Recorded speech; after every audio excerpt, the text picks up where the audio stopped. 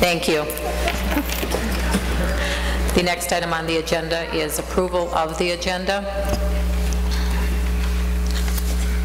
Madam Chair, I'll move approval of the agenda as posted. Second. We have a motion by Board Member Donovan and a second by Board Member Minnick. Is there any discussion? Hearing none, all those in favor of the motion, please signify by saying aye. Aye. All those opposed, same sign. Motion carries 6-0. And I would note for the record that Board Member Crimmins is not here this evening. She's at a work function. The next item on the agenda is item 4, approval of the February 14th, 2006 regular and closed session Board of Education meeting minutes. Are there any changes or corrections? Madam Chair, hearing no changes or additions or corrections, I move approval of the minutes of the February 14th board meeting and the closed session minutes of the same date. I'll second that. We have a motion by Board Member Wyeth and a second by Board Member Kaiser-Schott. Is there any discussion? Hearing none, all those in favor of the motion, please signify by saying aye.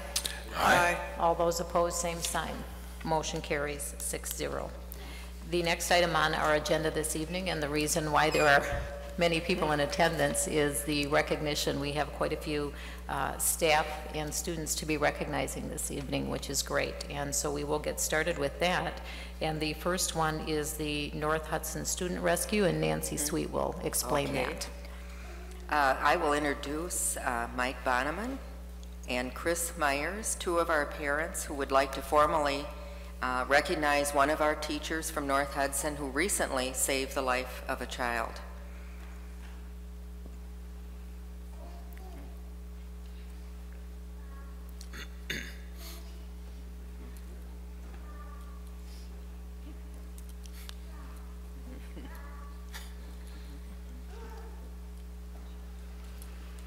Well, good evening. My name is Mike, and this is Brandon. And just a real quick overview why we wrote the letter to the school board.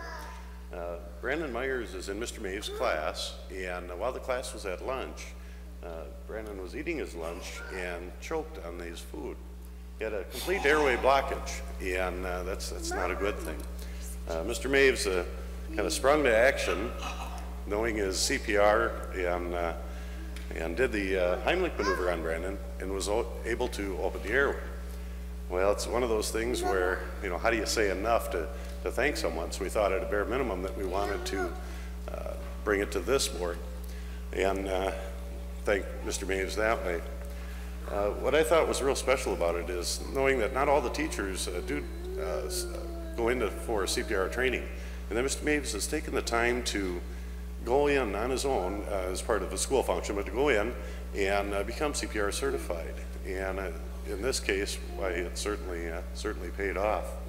Of course, the ambulance crew was contacted, and the whole crew is here today, minus one individual. He was called out on an emergency call that's going on right now. And Brandon was transported to Lakeview Hospital. The doctor in the emergency room over there had said that had Mike not have done what he did on performing the Heimlich maneuver and opening the airway, that Brandon's outcome would not have been favorable. So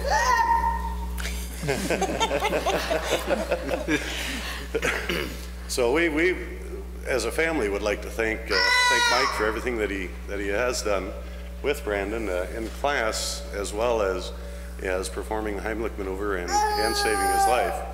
We also wrote a letter to the city of Hudson, to the Department of Ambulance. The ambulance department has a special award that they give in circumstances like this, and they responded favorably to that. Tonight we have Chief Eric Christensen of St. Croix EMS with us for that, so maybe if Eric can come up as well.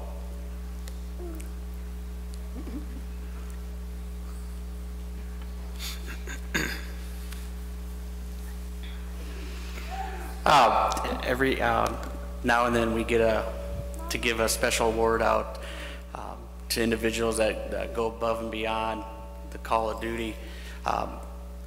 In EMS, there's the chain link, the survival link, and no more is that chain at the strongest point is that the individual is calling 911 and accessing emergency medical services.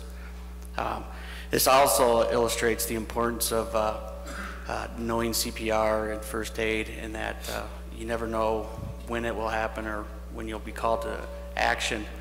And we, as a service, like to recognize individuals within the community that do heroic acts. And I would like to present Mr. Maves a certificate, a Great Save Award for his quick actions in saving the life of Brandon. And so I'd like to present this award to Mr. Maves and have everybody give him a round of applause.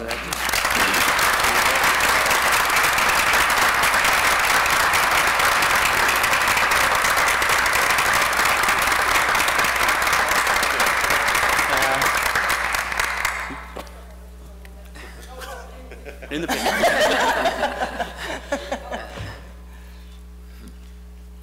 And maybe if we could have the other crew members come up too, that responded that was in the ambulance that day, that might be nice. Do we include you? Yeah, kind of ironic. That's one thing I guess I didn't mention is that I happened to be on call that day and responded to Brandon's call. So it's kind of an unusual one. A little bit.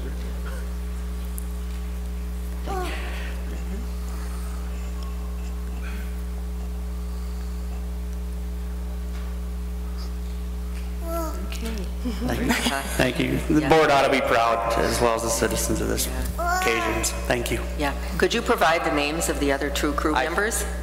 Okay. Oh, I'm sorry, right? Yeah, I'll let you know later. But Mr. Ken Colby, Rick Wold, and the other gentleman who left just a little bit ago is Adam Longman. Okay, thank you. And of course, Mike. Yeah. Thank you. Thank you. We'd also like to congratulate our teacher, Mr. Maves. We have had very few incidences in the district where this has had to occur, and we certainly appreciate his quick response, and we share your joy in Brandon's favorable outcome. It could have been very different had Mr. Maves not responded. And thank you also to the emergency medical crew for your actions. Thank you very much. The next item on the agenda, and I think we'll have quite a few here, winter sports, regional and state winners, and Larry Ostadal, our athletic director, is going to highlight those. Thank you. This is an honor for me tonight. It's always a pleasure to be able to honor our kids, our athletes that have put in the time, the efforts throughout their career to be recognized here within the school, besides on the regional, state, and sectional level. We have 4 different teams that were represented this year at the state level, regional, sectional winners, either individuals or teams within those 4 teams. I'm going to introduce the coach and the athlete or athletes that are participating. First, we have our gymnastics. Molly Dado is our head coach. Molly's been our head coach for 8 years now. Before that, she was an assistant. The athlete that we had is Olivia Iverson. Olivia this year was first team all-conference state qualifier in 4 events. She was the sectional champ on the floor, and she also holds school records in both the beam and the floor. Wrestling, we have Chris Hansen. Chris is the second-year head coach. This is the first year that we won the conference title outright the previous 2 times that we've conference champs. It's either been co or tri. Conference champs is the first time that we said it. We beat River Falls the first match of the year, and that set the tone for us for the rest of the season. Chris's record this year is 12-4. They were regional champs and also sectional runners-up. We had 2 individuals that went to state. Ryan Johnson, I don't know if Ryan is here. Ryan, if you probably read the paper, had quite an ordeal to get to the state. It was really a stressful weekend for this young athlete and for the team and for his parents. But WIA through Chris and some letters that a lot of people wrote declared Ryan the champion after doing a lot of study, and he went on to place 4th at the state. The other individual that went to state is Matt Sankata. Matt is running at a track meet tonight in River Falls. Matt's a 3-time state participant in 3 different sports. So it's very accomplishment on that part of it. Boys swim, Marcia Diederich is our head coach, but we have Ken Clark here. Where's Ken? On there. Ken is our diving coach. This year we had the distinction of having the state Division I boys diving champion, and Tim Fireisen. Tim is also state champion, conference champion, sectional champion, holds the school records in both the 6 dive and the 11 dive meets. So it's quite an accomplishment for a young man. And we also had Andrew Jacobson that placed 13th at the state in the diving. Ken has done, this is his 5th year here, has done an outstanding job with both the male and girls, our girls and boys in our diving. Has really been, Hudson is looked upon as one of the strong schools in diving within the state with Ken as our coach. And that. Girls hockey, Mike Healy. You want to come down and introduce your captains, Mike? Mike, 8-13-1. Ryan here? Okay, assistant coach Ryan Purfas. We're sectional champions, went to state with our girls hockey team. It's quite an accomplishment. We only had 14 girls out for hockey. It's to work into the program at this point. We had an announcement this week that Erica Krinke was named 2nd team All-State, and that. So quite an accomplishment for our girls hockey team. Mike, you want to introduce your captains? Yes. Good evening, ladies and gentlemen. We've got 3 captains with us tonight. We've got our freshman captain. Come on, stand up there. Kristen Bent. One of the very few times I've ever named a freshman as captain. She just did an outstanding job for us this year. She's got great potential. Our next captain is Bree Johnson. She was a solid defensive player for us this year.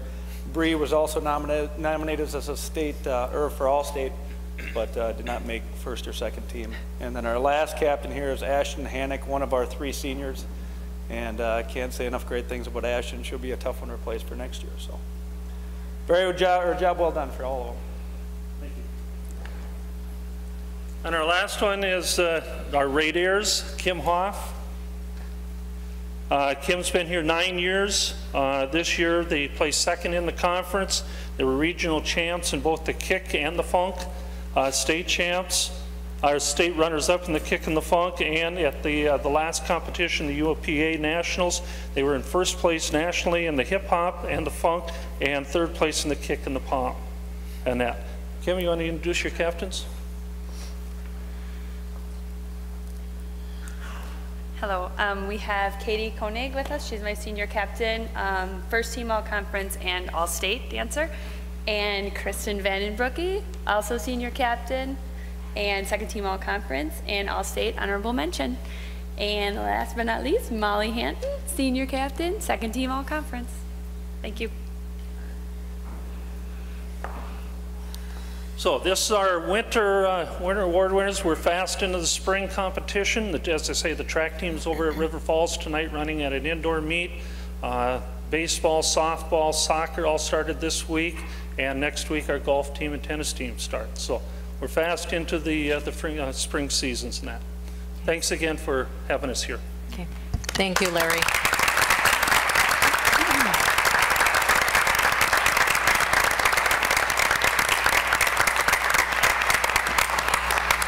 I'd like to extend congratulations to all the students. Although some of you compete as individuals on a team, I know that your interest is in always doing what is best for the team, and I know that it takes many hours to get to the level that you've gotten to, and so we really congratulate and applaud your efforts and your dedication to your particular sport. Thank you for being here, and you're dismissed to go do your homework. Taskmaster. Or not. The next item on our agenda is the National Merit Finalist, and Sandy Kovac is going to introduce the student. I'm very proud to co-present with Principal Ed Lucas, Hudson High School's National Merit Finalist, John Probanik.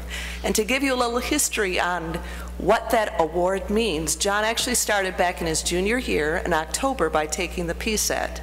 And then he, by his score, is commended and then moves into a semifinalist again based off that score. Then it becomes a competition level in order to become a finalist, whereby he had to write an essay. Counselor Deb Johnson wrote a recommendation letter. They look at his overall academics. It's not just enough your score on the test, but his overall academics, and thereby declare him a finalist, a National Merit Finalist. So it's quite a process, and we've been kind of waiting over the past few months just to see what would happen, and we're just very pleased to present tonight John Probanik, our National Merit Finalist. And Ed probably has a few things he'd like to share too. I also would like to congratulate John. There are 15,000 students who move into the finalist round for the National Merit Scholar program. Out of those 15,000, that is where John is at right now, waiting to see whether he will be one of the final 8,200 that will be selected for the National Merit Scholarship, which is quite substantial in Wisconsin and throughout the United States. So I'd like to congratulate John at this time.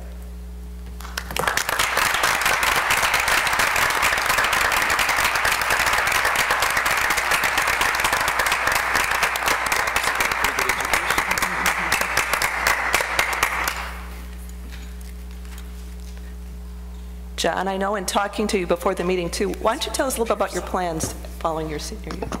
I guess next year I plan on going to the Auburn University in Alabama. I plan on studying aerospace engineering and hopefully with a minor in music performance. That's ambitious. And I guess also where... Go ahead, Dad, stand up, because you know, I couldn't have, gotten this far without parents and that to help me along. Thank you. Thank you. Thank you, guys.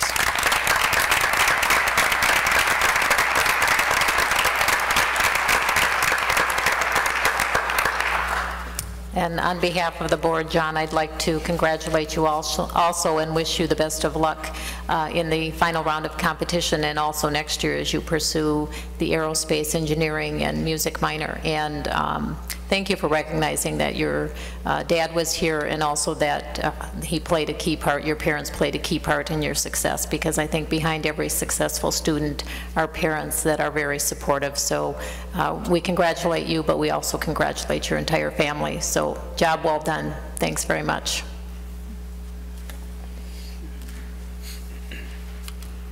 The next award that we're going to recognize is the Regional Spelling Champions, and again, Sandy Kovac. Again, I'll provide some background, and then Principal Dan Koch is here to kind of help us out with the actual formal introduction of Owen. The spelling bee actually started at Hudson Middle School on January 31st, and Owen won at our own district level. From there he went on to the regional. There's a CISA 11 on February 23rd that was in Woodville, Wisconsin, and he won that one, which from what I'm hearing is the first time we can recall anyone winning the regional competition and going on to state. So it's like, yes, way to go, Owen. And then just last Saturday, March 11th, he competed at the Badger State Spelling Bee competition in Monona Grove in Madison, and made it through the 6th round. So again, he presented Hudson at a very high level. We're very proud. Okay. Dan, I think I'll give it to you.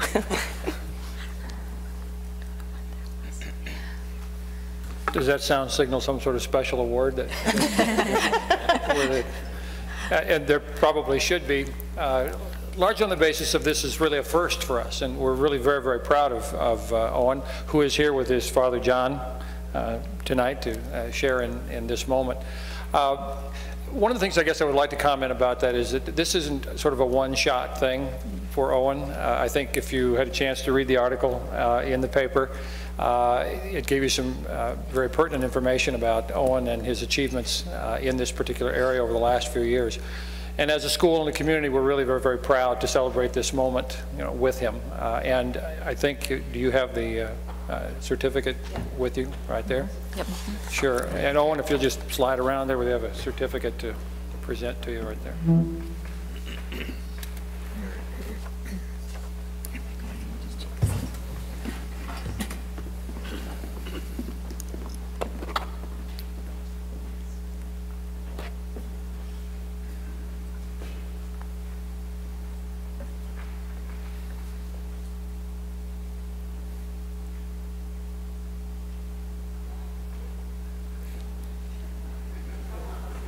I just love this celebrate success part of board meeting. Me too. No, I was talking to the Metzgers on the way in. It's just so nice to see all that goes on in the district.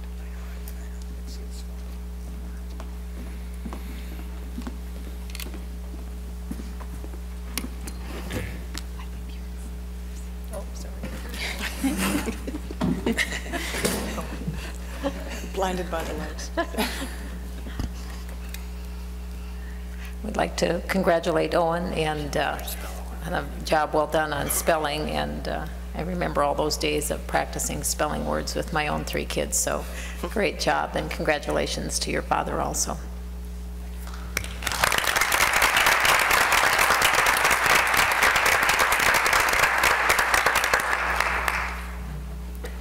Oh, okay. And Owen, you aren't going to slide now and just use the spell check, are you? Okay, the next and final student recognition that we have is the math counts winner, and again, Sandy Kovach will introduce the student. And I'll let Mr. Koch do most of the introductions with math counts, but we have Sydney Sherrick with us this evening, another Hudson Middle School student who won the math counts. So we'll let Dan do a little explanation of what that competition is all about. Again, I'd also like to acknowledge that parents Mike and Susan are here tonight as well. This is another first, very definitely for us. A number of years ago, we began as a part of our after-school activities. Dismissing at 2:34 in the afternoon provides a lot of extra time for kids. And one of the activities that we began just 4 short years ago was a math counts competition. And a lot of people aren't familiar with math counts, but if you can imagine a situation most of us can relate to competitively. It's a basketball game. You're the home team, you're down 1. There's no time left, virtually 1 second left on the clock. You get fouled and you go to the free throw line. Imagine that kind of pressure. Because in math counts, in the individual rounds, that's precisely what happens. You're given a math problem and you are competing with another individual. I believe they call it the target round. I think that's what that's called, the target round. You're sitting shoulder to shoulder with another student, and he who gets it first is the one who eventually is declared the winner. And I believe that's after 3 points. You have to score 3 points in the target round. Is it the best out of 3 in the target round? There's individual competition, there's team competition, and we're really very, very pleased that we've begun to see the fruits of our labor over the last few years. Now, what's particularly interesting here, as I stand here with Sydney, is that this competition is largely dominated by 8th graders in this level of competition. To our knowledge, there were only 6 6th graders in the entire competition, and one of them is standing before you tonight. So we're very, very proud of Sydney's efforts. We certainly look forward to another couple of years here where we're going to make a run at the title, so to speak. No, it was very exciting for us. We're very, very pleased. You know, Sydney is a great kid, and I think that she's eager to get back into the competition. At least I hope she's eager to get back into the competition in the future. And I think we also have a certificate for Sydney as well, if you want to.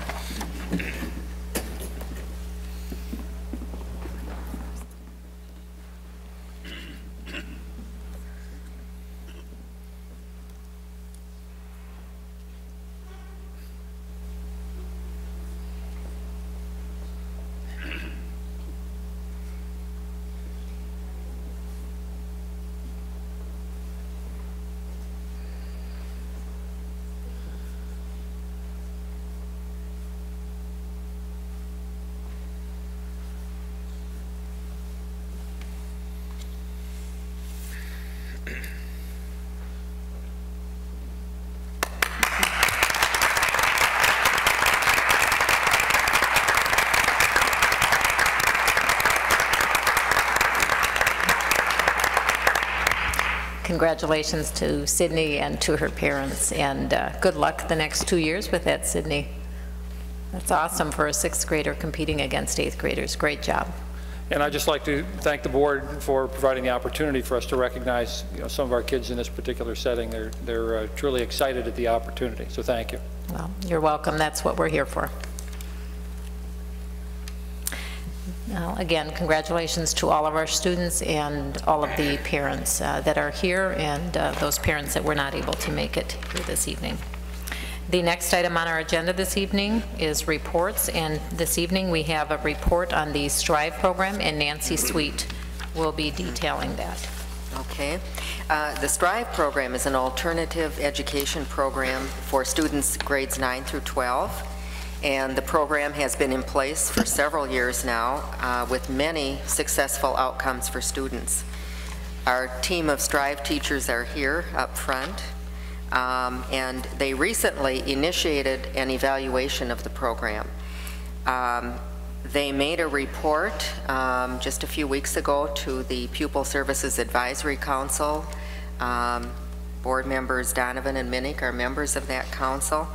And they received a number of questions and a number of suggestions, and they've made some modifications to their report, and they've conducted some additional research as a result of the presentation to the Advisory Council. Mr. Lucas is going to introduce the teachers, and the teachers will provide a highlighted report. And you do have a copy of that report in your board material. Okay, Mr. Lucas. Cindy Mitchell is our new STRIVE coordinator that took over this year. She could not be here this evening because of a family emergency. These are the other members of our STRIVE team. Mr. Dave Hammond, Kim Powers, Susie Anderson, Nikki Benson, Kim Lagerstrom, I lost that for a second, it's called old age, and Ryan Jameson. And Mr. Dave Hammond will be speaking in place of Cindy Mitchell, presenting the program this evening. Good evening. STRIVE has been a great program. I've been happy to be a part of it for 6 years now. Kim and I have seniority. I always kid Kim that she came in the door first, so she's actually has seniority over me. 6 years ago is when we came in here. It's a shame that Cindy can't be here tonight. Cindy has done so much in just a few months with the program, really given us focus as our coordinator. And the piece that we've done tonight is largely her work, so forgive me if I don't do it justice. But this is modified. It's briefer than the handout that you have in your packet, but it does hit some of the highlights. And if you have any questions, please ask away and we'll do our best to answer those. STRIVE program at Hudson High School. It's an acronym. It stands for Success Through Teamwork, Respect, Initiative, Vision, and Effort. And those are well-chosen words.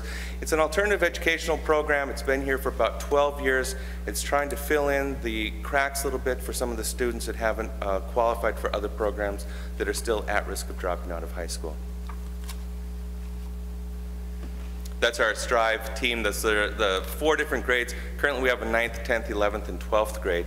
And we're different colors there. This is our big fall extravaganza out at Willow River State Park, where we participate in a lot of contests. So it's a fun crew. The mission statement, Strive will provide a safe, respectful, and challenging environment where at-risk students can achieve both academic and social success, leading to graduation and lifelong learning. Those are our goals.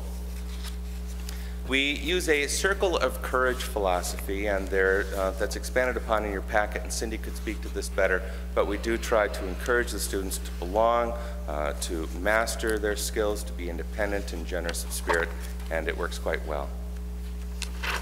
There's a Wisconsin state statute that defines at-risk, and at-risk is defined as 1 or more years behind in credits, 2 or more years behind in basic academic skills, habitually truant, pregnant or school-age parent, and adjudicated delinquent.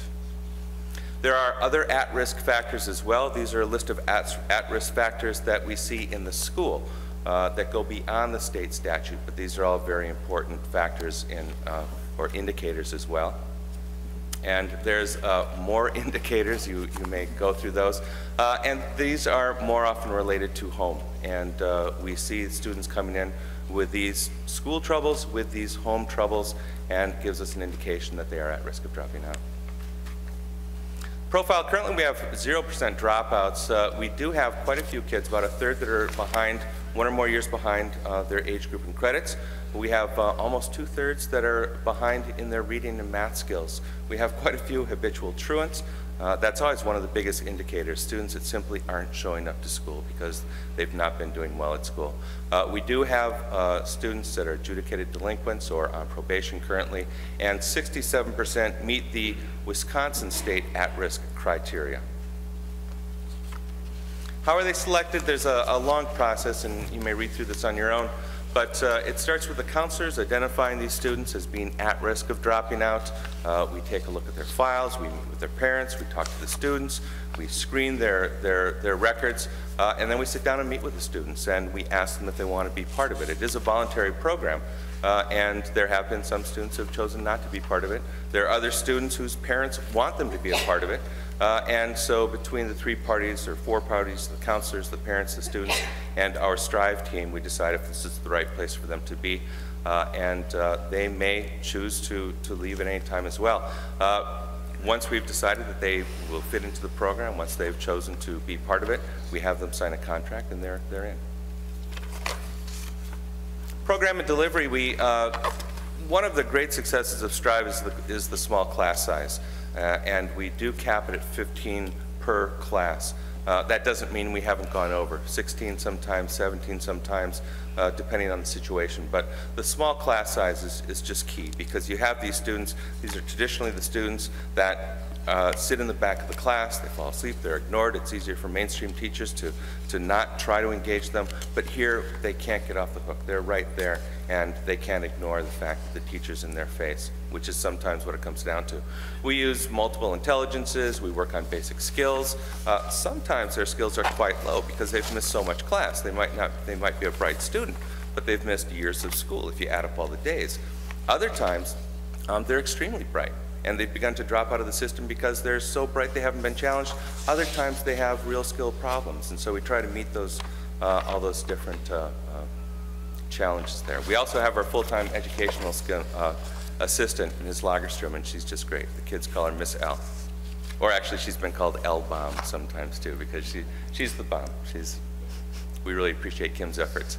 On one of our Strive classes, using a cow lab, and again, it's really nice student to teacher ratio. We can get a lot done that way. We have a growing table where Mr. Smith is working on growing experiments right now.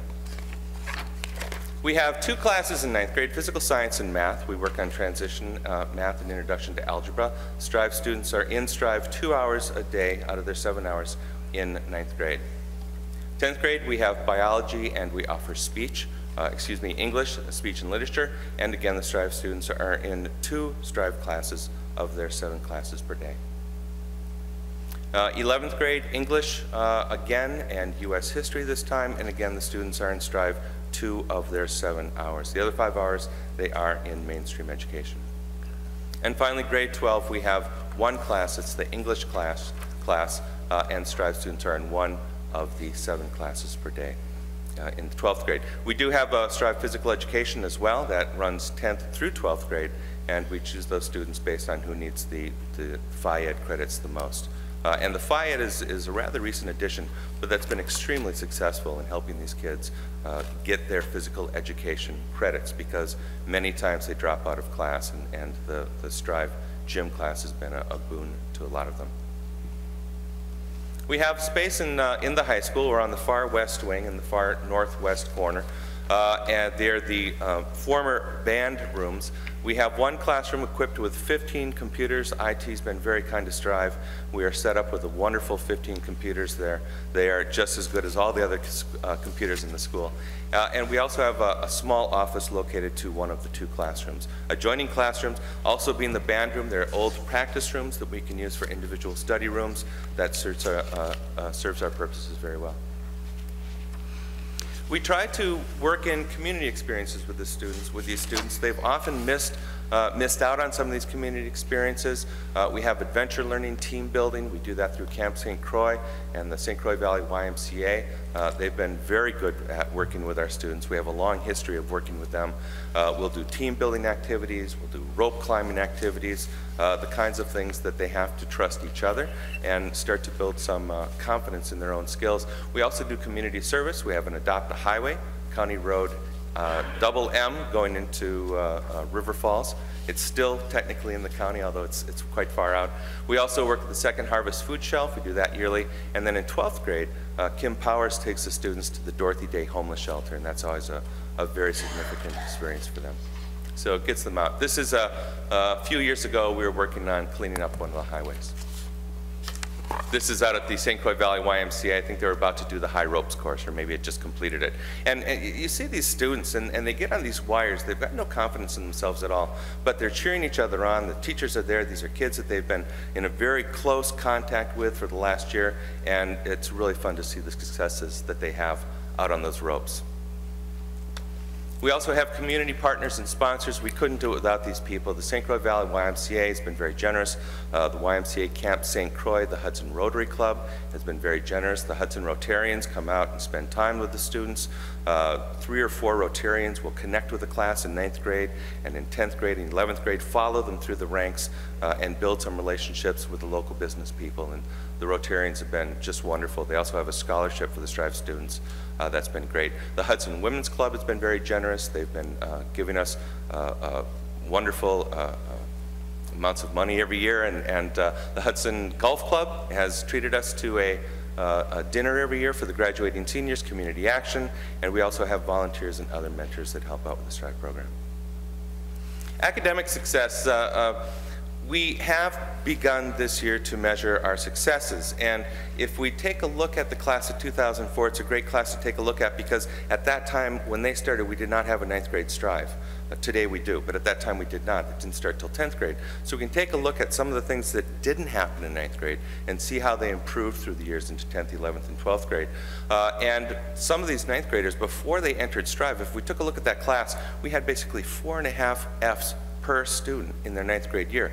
After they entered Strive into their 12th, 11th, 10th, 11th, and 12th grade, they ended up with less than a failure per student. And we calculated as an 84% decrease in the total number of failures that these students had from their pre-Strive year in 9th grade throughout the rest of their high school career. We've also taken a look at how their GPA has improved, and again, this is the class of 2004.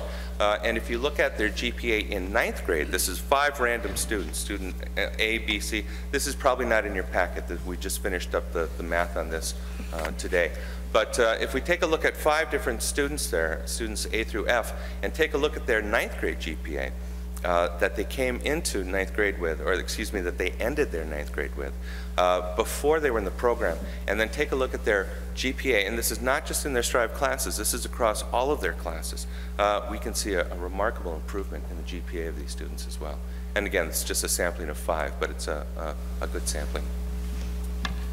We've had behavioral successes in Strive, and this has been harder to measure. We took a look at the number of disciplinary referrals that these students have gotten before they were in the program, and you can see that we had roughly 7.5 disciplinary referrals per student in their ninth grade year, and that went down significantly again. We calculated as an 82% decrease in the discipline problems that we've had with these students. And I think that the counselors and the vice principals can speak to that as well. These are students that used to haunt the counselors' offices and haunt the offices of the APs, and suddenly these students are just not as significant load on their cases. Attendance success, this is something that we work really hard on, because most often attendance is one of the biggest problems that the Strive students have. Again, taking a look at that 2004 class, ninth grade, before they entered Strive, 273 unexcused absences. After entering Strive, it went down to 137. And traditionally, absences seem to go up as the students progress in years. So we calculate this as a 50% decrease in total unexcused absences. Graduation rate, in the various years, we've had few dropouts. This should be in your packet, but we've had a couple of dropouts here and there. Overall, after serving 54 students in Strive over 4 years, we've had only 7 dropouts. Now, these are all students that in their early years were identified at risk of dropping out. So we think that that's a really very good statistic, that we've only lost 7 of those 54 students in those years. We have unmet needs. There are, in the last 4 years, Hudson has had a total of 67 dropouts. 13 were served in Strive, so we did lose some of our Strive students, but 54 were not. Counselors go on to report that they have approximately 30 students every year in their classes that they're tracking, that they're putting together graduation plans for, that need this kind of a help to make sure that they do graduate. And this is one of our greatest pictures, a picture of some of our Strive students at the graduation ceremony. So proud to be there. We've done several surveys. We've asked parents for their feedback. We posed the question, how did the program address the needs of your child? We got some great answers, so above and beyond what we expected. They responded to his academic and personal needs, they said. More individualized attention for academic difficulties. Again, these are parent responses. Grades, self-esteem, and knowledge improved. It was a lifesaver for him, and so we got some great feedback from the parents. We posted another, well, there's some of our students at the extravaganza. We posed another question, describe any differences in your child since entering Strive. A feeling of belonging and regular attendance. We see this a lot with these students. These are students that have lost trust in the school system for any number of reasons, school-related, home-related, etc. And in this small environment of 15 students per teacher, we can rebuild that trust. And that's, I think, our greatest asset, that we have that chance to do that. They're proud of getting better grades. They get this positive feedback that they haven't had for years. Doesn't hate school and is engaged in her outcome. More confidence, sees a purpose for learning, and has a plan for the future. And that's a great quote, kind of says it all. I really don't like to think about where we could be if he had not been given the opportunity to join Strive.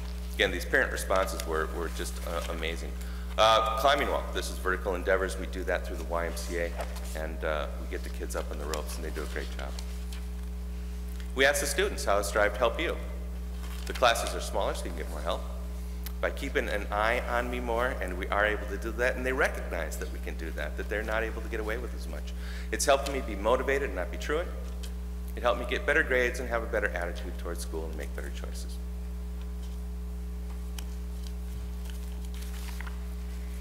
We have goals, and again, with Cindy Mitchell as our coordinator this year, Cindy has really brought a focus to the program and is really keenly developing these goals. We do them as a team, but Cindy has been such a great leader in this. We hope to improve student data collection. That's something we're setting about. We want to do some pre-testing and post-testing. We want to keep better records of these students. Where have they gone on to, post-high school, etc. And do more studies on the students after graduation. Goal number 2 is to improve student outcomes in the areas of academics, behavior, attendance, and graduation rate. The first objective of that is to evaluate our current program using the National At-Risk Education Network 9 standards. And those are listed in your packet. But there's 9 standards identified by the National At-Risk Education Network, or NARIN, as the ways to go about approaching these students. So this is a national program, and they've done some wonderful research. We want to tap into that and better understand exactly what we're doing. We've taken a look at the 9 standards, and we're working towards them, many of them already, but a couple of them are new to us, and there's something that's it's a great new direction that we can take as we focus on these students. We want to make improvements and adjustments to our programs, and I'll let you go through those on your own, but there are ways that we can make improvements. Personal learning plans, for example, for each student. We're not doing that right now. We address each student individually, but to actually put together a personal learning plan for them, given their skills, given their talents, given their deficiencies, and the rest of them, and we can try to bring that together. Also, we want to offer a continuum of services to students with less intensive needs for transitioning out of the program. Some students don't need to be there. Can we transition them out and coordinate their efforts better? So we still have things that we can do. And goal number 3 is to earn NARIN certification, using their research-based standards, assuring quality programs, and getting national recognition for our at-risk program. And there we are again. And I think that's it. Is that it? Yes. I would ask anyone if they have questions for Mr. Hammond or any of the other Strive teachers that are here this evening. Madam Chair, I have just one quick question. Dave, you mentioned, was it, I think, 13 students that dropped out? Do we track those at all? Probably not, but I'm just curious, what happens with those dropout students? We haven't been tracking them, and again, that's one of our goals. Some of them go on to the GEDO program or the GED program. Others have gone on to night school, and once they're out of our program, we haven't been tracking them well enough. Some drop out. We had a girl this year dropped out. We haven't seen her since, and so we're not exactly sure what's going on with her. But no, that is one of our goals. Some of them do go on to graduate through other programs. Others simply drop out and leave the school system. You know, just an observation, let's say that there's 13 students, and if we can grab 2 of those or 3 of those and bring them back into school and be a success with those, I mean, that's a big win in my book. That's our goal. Yeah. Madam Chair, Mr. Hammond, this is an impressive presentation, and as someone who's really been supportive of the school district's increasing commitment to raising expectations for student achievement and using data, objective data gathered on how we're doing in that effort, I'm very, very pleased to see the direction that Strive is headed in. I think for some time we haven't been able to get our hands around how best to evaluate that, and I think the tools that have been identified this evening really will start to get us much closer to the kind of evaluation and the real information back on how effective this program is and what might be pursued to make it even more effective. One of the things that, as we are looking at education nationally, there are higher and higher standards for all of us to meet, and our students need to have a great deal broader toolbox, if you will, of skills and abilities and talents and learning skills than we have had previously. And I'd like to, I think this is a great start to giving us that kind of information we need to make sure that all of our students are truly achieving and having access to the fruits of that labor. Thank you. I'll pass that on to Cindy. Any other board members? Madam Chair, if I may, again, I would just echo what Ms. Wyeth just stated. It is a very impressive presentation, and thank you. I can see a lot of work went into this. One just brief question I had is sort of kind of a follow-up to Mr. Minnick's, and that is, I see in the current student profile here, Dave, we have 0% who are dropouts. But how successful has the program been over the last few years at, getting some of the dropouts into the Strive program? I see, I think many of the students that we've had, not a lot of them come into Strive as dropouts. A dropout, I believe, is defined, and don't quote me on this, but I believe it's defined as someone who has been truant for 25 days consecutively, something along those lines. And some of these students have been there in 9th grade, where we suddenly lose track of them for 3 or 4 weeks' time, and we bring them back in. Once they're in the Strive program, obviously we don't let that happen. I mean, we're constantly getting after them on their attendance, and that's really one of the things that we trying to work most hard at, is getting the students to be there. And not sure if I answered your question. No, you did. All right. Thank you. And then just, well, here, a comment. And first, I guess I'd just like, from the board's perspective, really to offer our thanks to the community partners and sponsors, the Y, the Rotary, the Women's Club, the Golf Club, Community Action, anybody I might have missed. I just think that is so significant and so important, and it just pleases me when our community organizations make these kind of contributions to our school district, because it really forms what I think is a really important partnership. And I'm just thrilled to see that component, as well as I'm thrilled to see the component of the community service that the Strive students participate in. I just love that idea. I'd like to see something like that actually implemented in the curriculum for everyone. So that's my applause to that. And just lastly, on goal 2, Dave, you mentioned about earning the NARIN certification. Are we in the process of doing that, or is that sort of a future goal? I'd say we're in the process, the early stages of doing that. Cindy recently attended a conference to learn more about that. We've received their packet. We're trying to educate ourselves on the steps that we need to go through to do that. So I'd say we're at the early stages of evaluating the certification process and deciding if it's something that we want to continue to pursue. Okay, thank you. Thank you. Board Member Donovan? I would just make a couple of additional comments. Thank you, Dave, for your presentation. I had the privilege of hearing Dave and also Cindy Mitchell present this at the Pupil Services Advisory Council, and I am very, very proud and very impressed with all of the staff and the success of the Strive program. Dave mentioned this in his presentation, but I want to just emphasize a couple of points that I think are significant. And one of those points is that with this success that's been outlined for us tonight, the students that are in Strive in grades 9 through 11 are in the Strive program for only 2 classes a day. And then they're in, the regular classes the rest of the time. So it isn't a completely alternative program, but a program where they receive additional support for core courses, and then also are integrated throughout the school. And then in their senior year, they're in the Strive program for just 1 course during the day. And so with that, we've seen, tremendous success with that individualized attention for those students. Again, I appreciate too the goals and the energy and the commitment that Cindy Mitchell as coordinator has brought, that Dave has outlined. I can just attest to her energy and her enthusiasm as she presented this at the Pupil Services Advisory Council. I'm sure she hates missing tonight. So thank you. Certainly. Anyone else? Board Member Chernow? Thank you. I also would like to echo a lot of the comments that have been said by fellow board members. This is a very successful program, and I applaud all of you for your work with this. My question has to do with, in looking at the curriculum, how is that developed? Are you sort of looking at the students and then just sort of designing the curriculum based on what you've determined are their needs?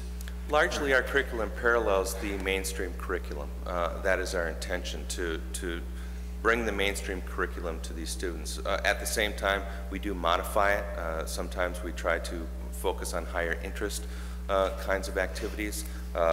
Sometimes in my class, a little bit more opportunity to do research beyond just the textbook. And so it is largely the mainstream curriculum that's been modified for them. Again, it's not dumbed down. Sometimes we do need to focus on remediation, but other times we need to focus on challenging other students that need that kind of a challenge. Mm-hmm.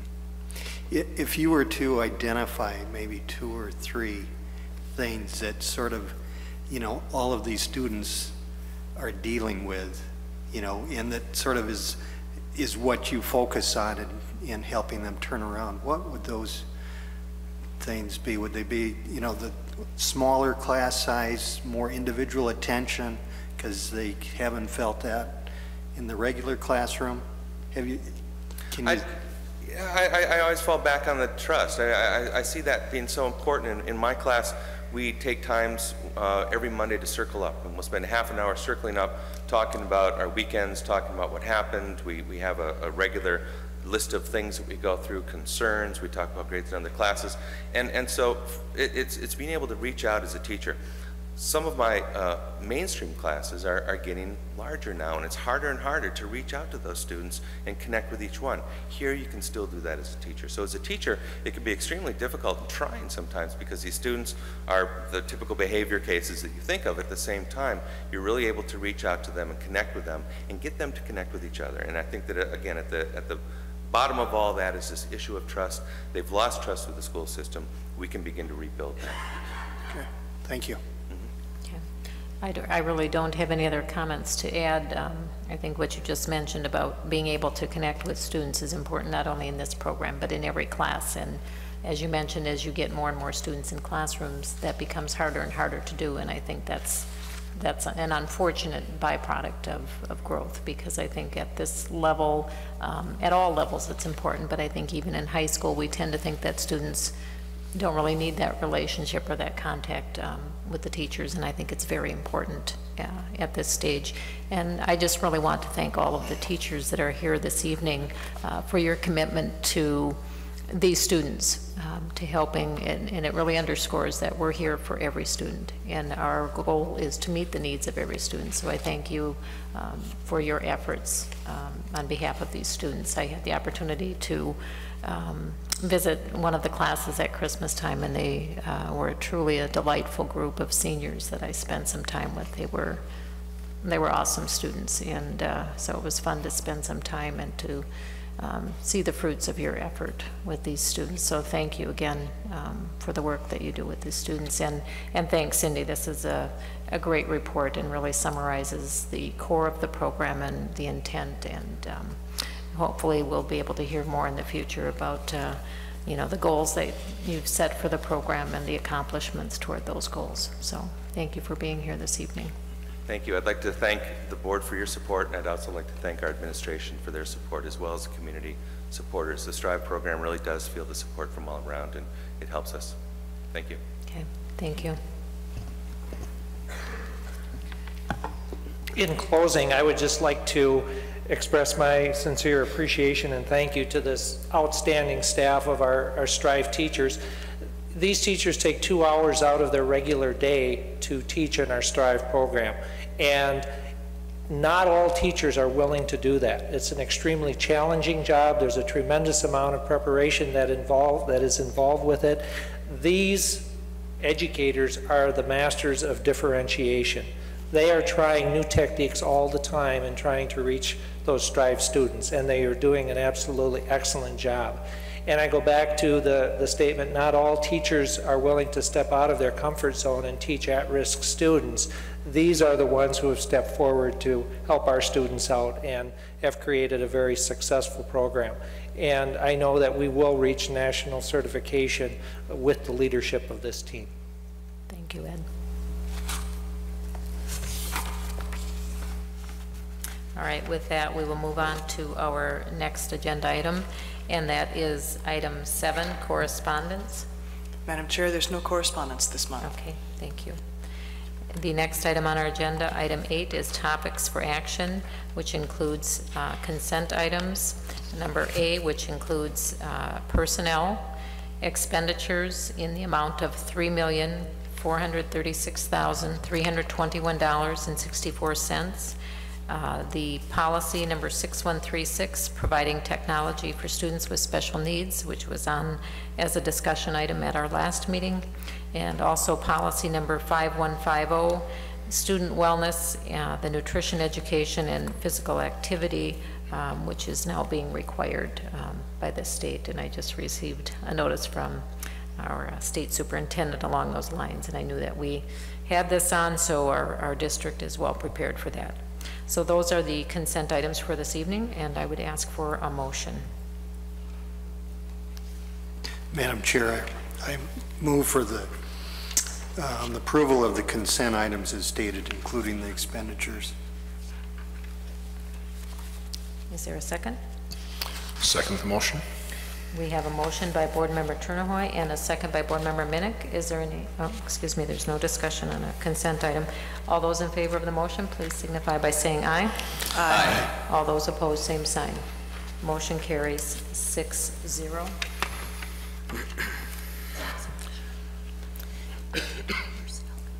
Okay.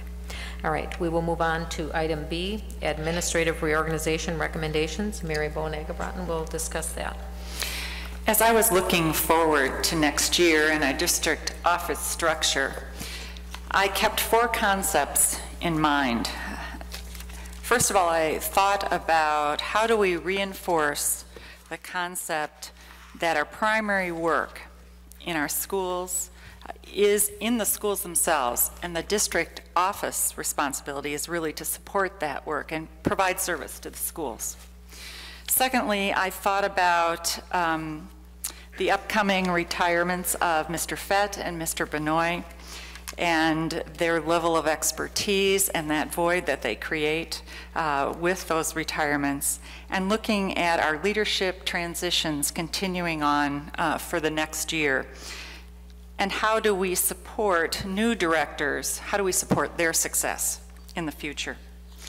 And then I looked at we need more leadership and coordination in the area of staff development if we are going to continue to focus on the learning of each and every child and improving that learning and raising our expectations. And lastly, as I was thinking about our district office structure for next year and supporting our continued success, I also realized that we needed to do that with the same, without an increase in administrators. So with those thoughts in mind, I recommend the information before you this evening that I'll just summarize. First of all, going to the district office department titles and that reflection of providing service to our schools. So we would look at our Department of Fiscal Operations and changing that name to the Department of Financial Services. We would change instructional services to learning services, personnel to personnel services, and pupil services to student services. Then as far as administrator positions, once again, looking at not increasing the number of district office administrator positions, but modifying those positions to serve our needs.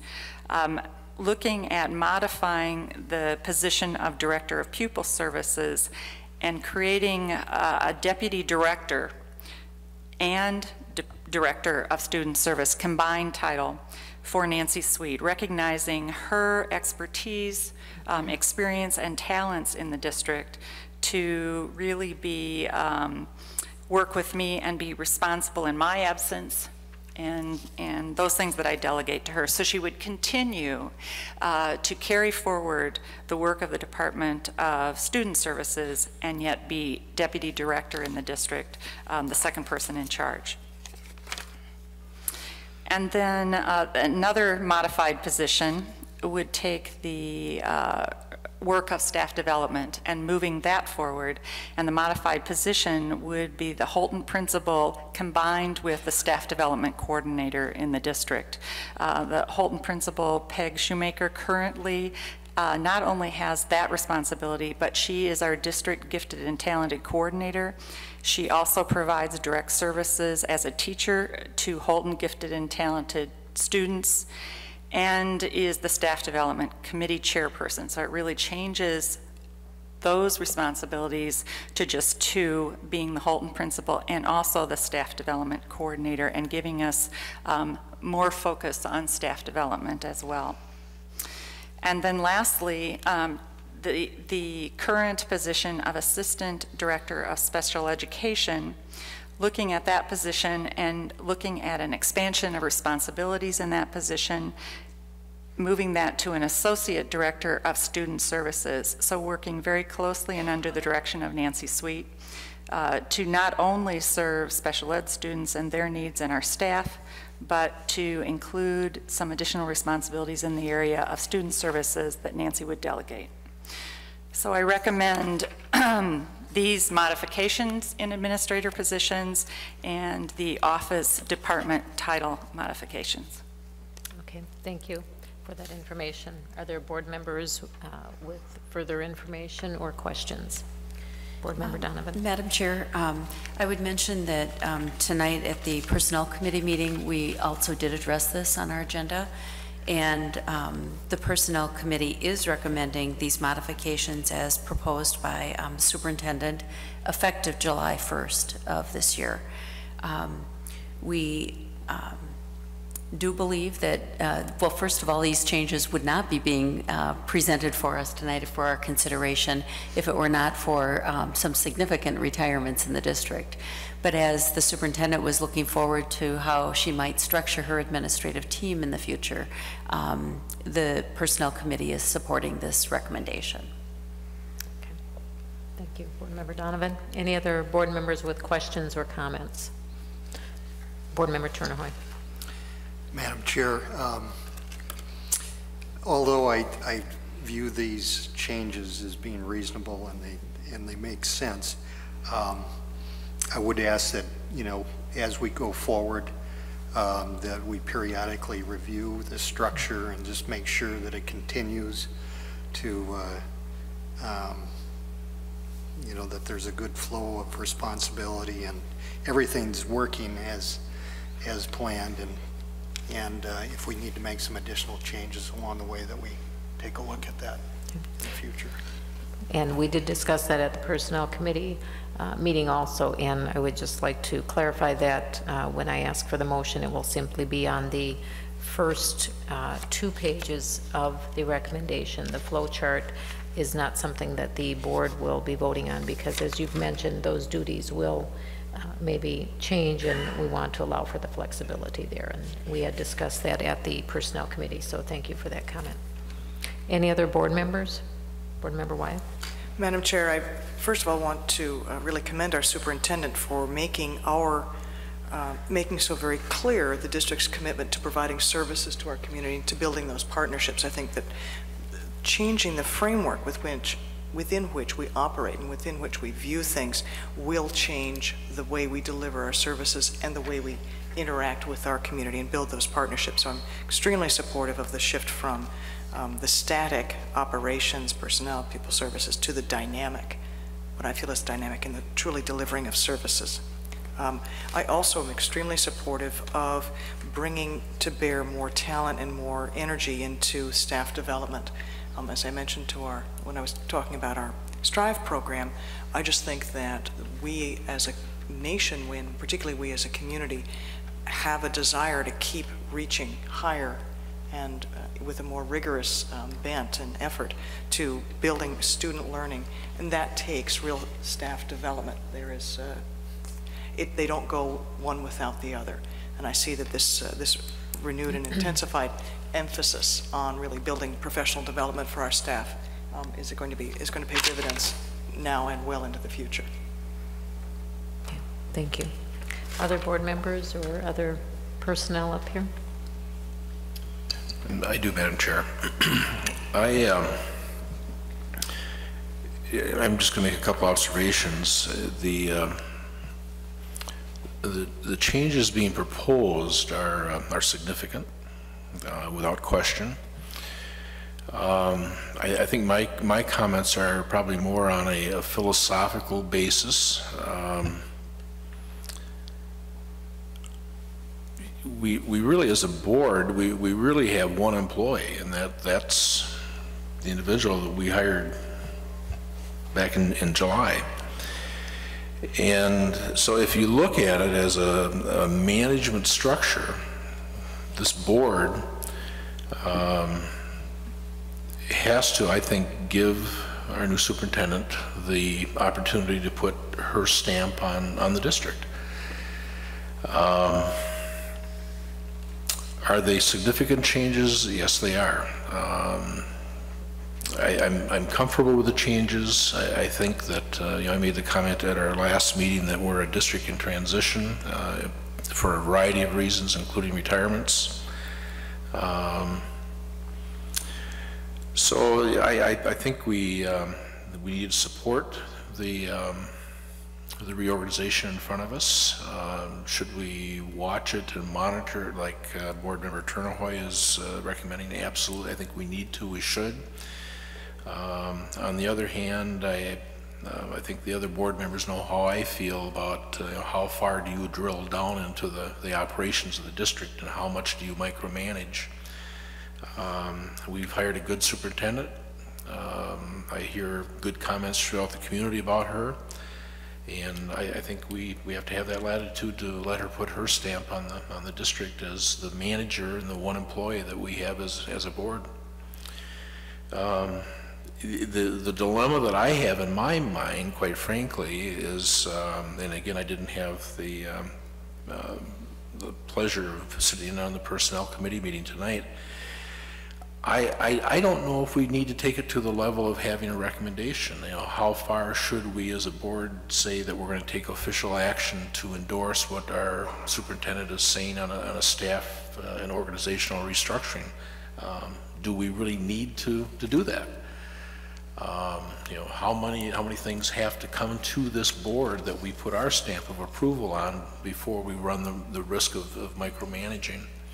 So that's the dilemma that I have is, should we be deliberating? Should we have input? Should we be giving our opinions to the superintendent? Absolutely, we should. I don't know if we need to take it to the level of making it a formal recommendation or formal action, and I would be curious if the Personnel Committee talked about that. The comment that I would make about that, and I think that your point is well taken, Dick, that for example, we would not need to probably take action on those title changes. That I would agree we probably isn't necessary. But there are two of the modified administrator positions that do have staffing implications. So really, from that standpoint, we felt that we did need to bring that to the full board for action. And I would just also like to comment that at the Personnel Committee meeting, both Board Member Turnahoy and Board Member Minnick mentioned the monitoring of this reorganization, and we did talk about that and felt that that was important for the board to be doing in the future also. And it doesn't matter what kind of organization you're in. It can be a for-profit company, it can be an educational institution, it can be a nonprofit institution. Change is tough. Change is not easy, and this is a district that's going through a lot of change. And is it change that we ask for? Probably not in most cases, but on the other hand, we have to adapt to change, we have to move with the change. So I can support what we're doing and the recommendation that's forthcoming. But again, we'll watch it, we'll monitor it. Personally, I think this change can be good for us, but it will have its challenges. I just want to be clear about the financial implications for those people that are in the audience or watching, because we've alluded to them but not made them specific. And looking at these recommendations, as far as salary adjustments, it's $8,600 that would be affected or additional. Thank you for clarifying that. Yeah, thank you. Are you ready for a motion? I am ready for a motion, and again, as I mentioned earlier, what we will be voting on is the change in names for the different directors or departments, and also the staffing implication, the financial amount that was indicated earlier. Madam Chair, I would make a motion that we approve the changes in district office department title modifications as presented, as well as modified administrator positions, including specifically the Deputy Director and Director of Student Services, the Holton Principal and Staff Development Coordinator, and the Associate Director of Student Services for a combined additional cost, total cost of $8,600, and no new administrative positions. Okay. And do we have a second? I'll second. Okay, we have a motion by Board Member Donovan and a second by Board Member Wyatt. Are there any further questions or any further discussion? Clarification, it's the salary cost that we're talking about. Correct. Correct. Okay, thank you. Any other comments? Hearing none, all those in favor of the motion signify by saying aye. Aye. Aye. All those opposed, same sign. Motion carries 6-0. I'd just like to thank the board for your support to move forward with this. It will be effective July 1, obviously, and as we look forward to next year and that function chart, that structure, I will be just as interested as you are to make sure and to monitor its effectiveness and to look for ways that we can improve and continue to improve and to adjust and be flexible if we need to be. Although I appreciate your comments and feedback on anything in relationship to that as we move forward. Okay, thank you. The last item under topics for action is item C, administrative contracts for directors. Nancy Donovan will explain that. Okay. Again, on behalf of the Personnel Committee, I would point out that in our administrators' contracts, it does indicate that in March of each calendar year, that the superintendent will evaluate the administrator and make a determination as to whether or not this contract should be extended for a year. The superintendent did present her recommendation to the Personnel Committee that she would propose a one-year extension for the continuing contracts of Nancy Sweet and Sandy Kovach based on those evaluations. And I would make a motion that we approve the one-year extensions for the administrative contracts of Nancy Sweet and Sandy Kovach. And I'll second that. Okay, we have a motion by Board Member Donovan and a second by Board Member Kaiserschott to approve the administrative contracts as detailed by Board Member Donovan. Is there any discussion or are there any questions? Hearing none, all those in favor of the motion signify by saying aye. Aye. All those opposed, same sign. Motion carries 6-0. The next item on our agenda this evening is item 9, topics for discussion. Item A is policy number 6179, media centers. It's a proposed deletion. Board Member Wyeth.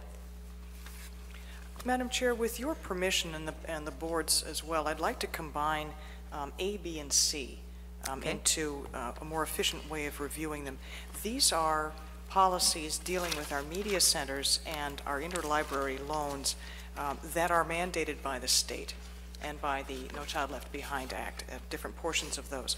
So these are really not optional in the strictest sense of the word, but they are policies that we have worked on with materials from other districts, from best practices across the nation, and we feel that these, as well as deliberations internally, we feel that these best will accomplish the goals that are required under the various programs. Very briefly, we're deleting an old one that is out of date and not useful, and we are implementing 2 new ones, much more specific and clearer to their particular areas. In addition to which, we have shown you, but they're not here for approval tonight, procedures for implementing each of those policies. And with that, I'll entertain any questions. Okay. Are there any questions or comments for Board Member Wyeth regarding the policies that you have listed here this evening? In reviewing them, I thought they were very complete, and so we will have the revised policies back for a vote at next month's meeting. If there's no, are there any questions? I don't hear anything. Okay. All right. With that, we will move on to item 10, Board Committees Advisory Council reports. The first is the Facilities Committee meeting of February 28th. Board Member Minnick. I can report, Madam Chair. Facilities Committee did meet, and I'll just really give a really quick highlight here without boring you with the details. Is Mr. Koch in the crowd? There's, okay, Dan.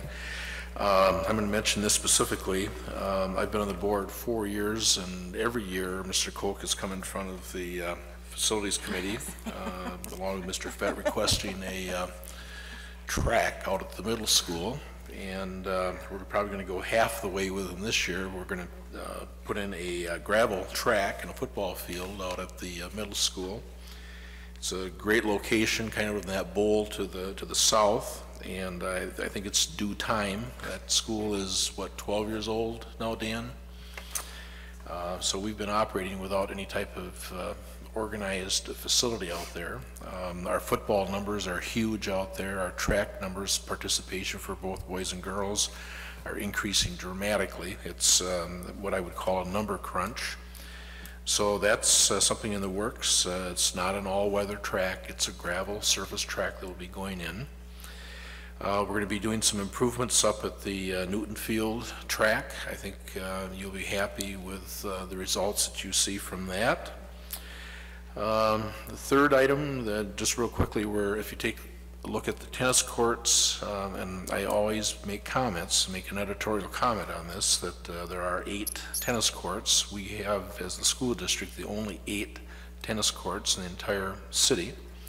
They're used heavily, and they are in need of repair, and so those 8 tennis courts will be repaired. Another editorial comment that I will make is that even though we do have 8, we are not able to host any type of competitive events for the WIAA because we need 16. So we're 8 short, even though we're renovating the 8 that we have. Fourth and last, just kind of the usual ongoing maintenance for the roofing this year. I think between those 4 categories are the major budgets that we talked about. And Mr. Fett, if you have any additions, please jump in. Those are the 4 major that Board Member Wyeth, any comments? No, you've covered it accurately. Okay. Thank you. Thank you. A lot of renovating and repairing going on. That's what it is. Yeah, that's what it is. You know, and I think last year we put a lot of the money into some of the grade schools for renovation, and this year it seems to be the turn of more of the high school, middle school facilities. Okay. Thank you. The next is the Communications Committee meeting of March 2nd, 06, and Board Member Crimmins obviously is not here this evening. Is there another member who would like to comment on that? Madam. Or Mary, actually, I was going to say, would our superintendent? I would be happy to do that. We spent the entire meeting really focusing on the beginning draft of the comprehensive communication plan. So we're just in the very initial stages of that development, and Melissa Winter presented information to us, and the committee gave her feedback, and she is continuing to develop that plan. Okay, thank you. Personnel Committee meeting of March 6th and also of this evening. Board Member Donovan. Okay, thank you, Madam Chair. I guess the first item that I'd like to mention, and I'm sorry that I didn't mention it before Kathy Shimon left, is that tonight we did approve the resignation of Kathy Shimon as our principal at the Hudson Prairie Elementary. As all of us on the board and those out in the audience are probably aware, Kathy's accepted a superintendent position, and we're very proud to see her moving on to that level in her profession. So we have indeed accepted her resignation tonight, and that position will be posted tomorrow. The district continues to follow the interview process and is in the process now of interviewing for the 2 other central administrative positions that we have vacant in business official as well as personnel. And we're hoping that we'll have some strong candidates to be bringing forward to the board for consideration. Next month, on April 18th, the date of our next board meeting, we will also be doing the superintendent's evaluation and addressing superintendent's contract. You should all be watching in the mail this week for the evaluation form that you should be completing and returning back to the addressed envelope by April 11th. And I think the other actions we've covered in the personnel actions that you approved earlier. Thank you. And the last is the policy committee meeting of March 10th. Madam Chair, we have one more policy that we're working on specifically. Again, it has to do with the mandate we are dealing with, and then we will be getting into 2 more sections of our policy manual in an effort to, again, keep spring cleaning, keep trimming it down, making sure that what we have is truly useful and valuable and practical. Thank you. Next item on our agenda, item 11, the superintendent's report. I had the good fortune to attend the superintendent's conference in San Diego and wanted to just share some highlights of my attendance and the things that I learned. I very much appreciate this opportunity to learn and take time to reflect on where we are, where we've been, and where we're going. And I'd just like to highlight just a few of the things, the sessions that I attended, because it kind of sets the tone of 3 different themes that really identified what I learned or my learning at that conference. One of the sessions I attended was by Joel Barker. I know almost all board members were in attendance at the Wisconsin School Board Convention, State Convention, and heard Joel Barker, but I heard him speak again about the future, the 5 regions of the future, but a different focus during the presentation in San Diego. I also attended a session given by a district on the Baldridge Award, bringing about change and dramatic improvements in student achievement, that I thought was very interesting. And I have attended sessions by other districts and business and industry about Baldridge, which might be something that we want to look forward to in the future to help guide some of our continuing improvements and going to that next level. I also attended a session on the bigger picture, focus on student learning by aligning professional development, evaluation, and compensation.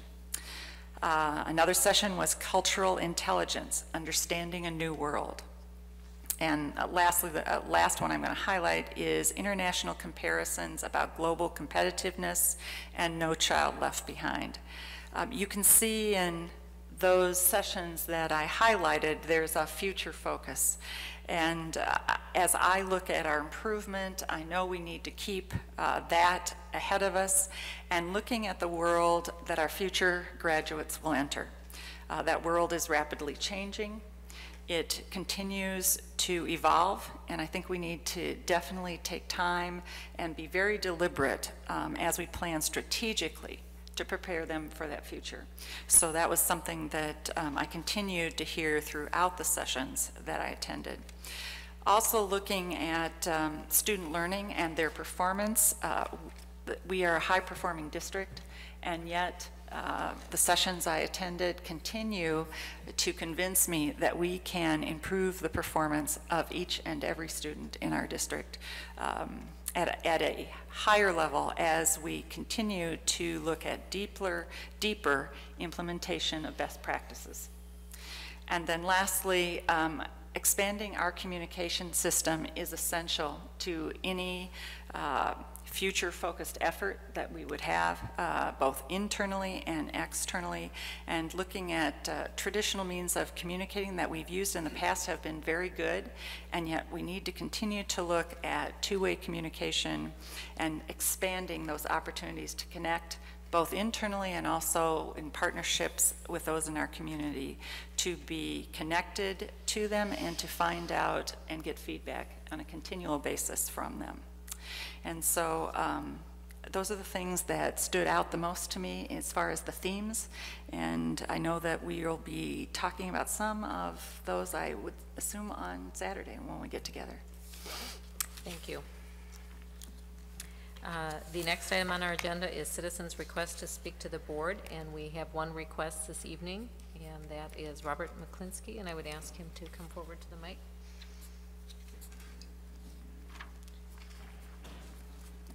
My name is Robert McClinsky. I live at 1301 Freer Street in Hudson. In November 2003, a referendum for an 8-9 school building was soundly defeated. A number of people I talked to afterwards said they voted against it because they felt it was just the wrong plan for this community. And then in response to complaints that the district did not seek enough community input, this board created a 23-member task force to study the issue. I wasn't on the task force, but I did attend their meetings as an observer. Personally, I expected that when the task force went through the whole process, that they would conclude that an 8-9 school building was the best option.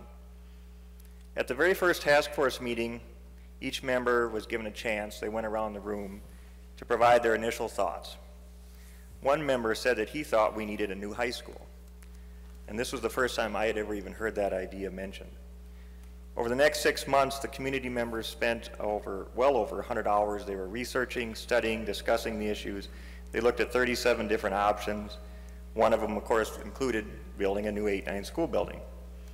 But the result was a recommendation not to build an 8-9 school building, but to recommend building a new high school.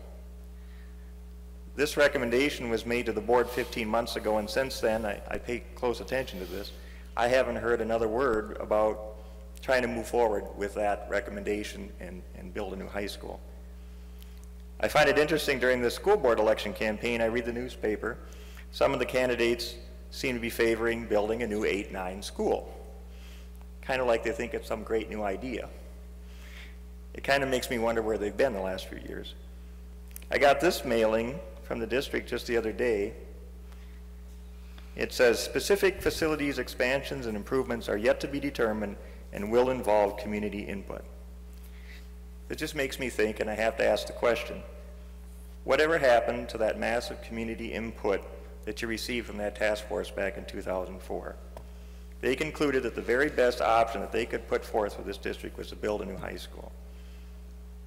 And I don't know what happened to that. Was that recommendation rejected? When you say you're looking for community input, are you looking for different community input? If you are, why?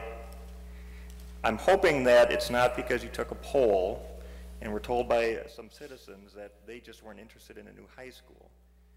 Because I believe if 23 citizens sat down, they studied this thing, they concluded that this is in fact the best option, then I think there is a chance that we can, and you can, show the other citizens in this district that it is in fact the best option, and then give them the opportunity to vote on it. Thanks. Thank you. And I would ask Mary to respond to that. She has some information, and then I would also respond to that after she's finished.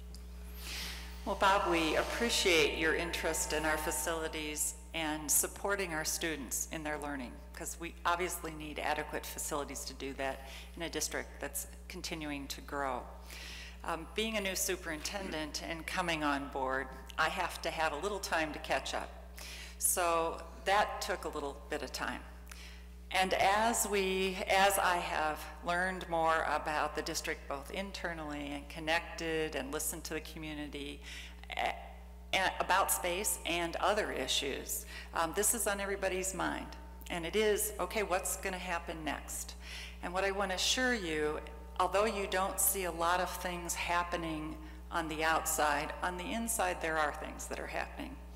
There has been additional information that we have to integrate into the system as we look at the future.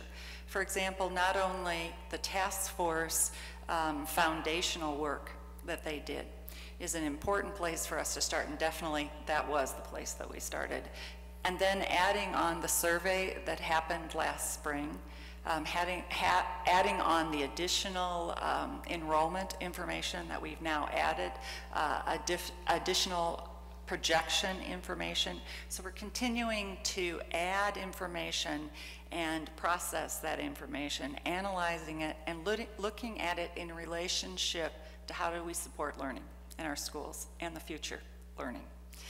And we have looked at the capacities of our buildings, and we'll be coming in and speaking to the board about that in the future, and bringing some information back to them. We have also, as an administrative team, both the district office administrators and also the principals and district office administrators have looked at the task force work, have analyzed all this additional information, and looked at various options once again. So we have been continuing to analyze and to move forward and to think internally about the next steps. And we will be bringing information forward to the school board in the future when we're ready to do that. And I would just add, echo what Mary indicated, that we as a board have obviously had to give Mary time to learn about the district, to be inside the buildings, to see firsthand the same things that I and other members of the task force saw when we looked at the buildings. And so giving her time to get that information together and then bring that back to the board. I will tell you that it's also been on the minds of board members. We are very much aware of the different space issues in the district and are anxious to hear the report from Mary and the other administrators as to their findings when they went through the buildings. I will tell you that as Board Member Donovan and I leave the board, it is my hope at least that the new board members and the remaining board members will continue to look at this issue. And as far as community involvement, community input, I would hope that many members of this community will come forth and give their input once a recommendation or options are brought forth for discussion, because we will need input from the community. And you know, in making this decision, obviously I won't be there as a board member, but hope to be there as a community member as part of those discussions as to what we need to do, what direction we need to go with this district. And I appreciate your continuing interest, and I know that you're not the only one in the community that's been wondering, what is the board doing with this information? The board will continue to look at the task force information as well as any additional information that we get, and hopefully you know, some information will be forthcoming in the near future to both the board and the community that they can give input and feedback on. So thank you for your continuing concern. All right, with that, the next item is board forum. I just want to make sure that the public knows our next meeting is not going to be the second Tuesday of April, but it will be on the third Tuesday, April 18th. And we actually will be beginning that evening at 6 p.m. rather than 7 p.m. We have the superintendent's evaluation that evening after our meeting, and want to make sure that we are able to give that the time that we need. And so we will begin at 6 p.m. I have 6 a.m. on my notes here, and that's not right. I will not be there, and I don't think other board members will be there at 6 a.m. 6 p.m.